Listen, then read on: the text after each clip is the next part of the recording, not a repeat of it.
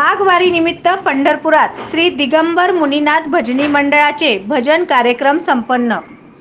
माघवारी निमित्त पंढरपूर येथे माघ शुद्ध दशमी या रोजी अखिल भारतीय पद्मशाली पंढरपूर धर्मशाळेत श्री दिगंबर मुनीनाथ भजनी मंडळाचे भजन कार्यक्रम मोठ्या भक्तिभावाने साजरा करण्यात आले। श्री मार्कंडेय पद्मशाली दिंडी सोलापूर शाखेच्या वतीने माघवारी निमित्त 16 फेब्रुवारी 2024 ते 21 फेब्रुवारी 2024 पर्यंत सोलापूर ते पंढरपूर पायी दिंडी यात्रा व पंढरपूर येथील अखिल भारतीय पद्मशाली धर्मशाळा येथे 19 फेब्रुवारी ते 22 फेब्रुवारी पर्यंत अखंड विना सप्ताह आयोजित करण्यात आला आहे।